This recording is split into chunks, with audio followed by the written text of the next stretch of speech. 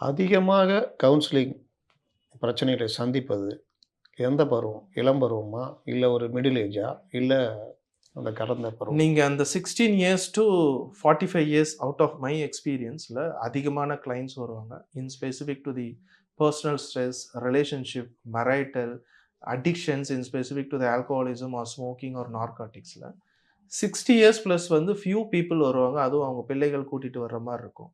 உதாரணத்துக்கு வைஃபோட கனெக்டட் ஆவல. ஏதோ ஒரு வகையில அவங்க வந்து பாப்பப் பண்ணிக்கிட்டே ஒரு பிரச்சனை குடுத்துக்கிட்டே இருக்கிற மாரி. அல்லது அப்பா, அம்மா ரொம்ப தனிமையா இருக்கிறாங்க. ஸோ ஒரு டாக்கிங் தெரப்பி குடுக்குற மாரி. அண்ட் சில அப்பா, அம்மாக்கள் வயசானா வரக்கூடிய ஒரு மன அழுத்தம் இருக்கும். திடீர்னு ஏதோ ஒரு இடத்துல அந்த பிள்ளைங்க வந்து அப்படியே விட்டுட்டு போயிடுவாங்க. அபாண்டன் பண்ணிட்டு போயிடுவாங்க. ஸோ அந்த இடத்துல ஏதோ ஒரு வகையில ஹெல்ப் பண்ற மாரி சீனியர் சிட்டிசன் வர்றவங்களும் இருக்கிறாங்க. ஒரு சில பேர் ஞாபக மறதிக்காக காக்னிட்டிவ் ரீட்ரெய்னிங்னு நம்ம சொல்லுவோம். ஞாபக மறதி அப்படியே மைல்டா வருதுன்றதுக்காகவும் சில பேர் வர்றவங்க இருக்காங்க. ஸோ அந்த 16 இயர்ஸ்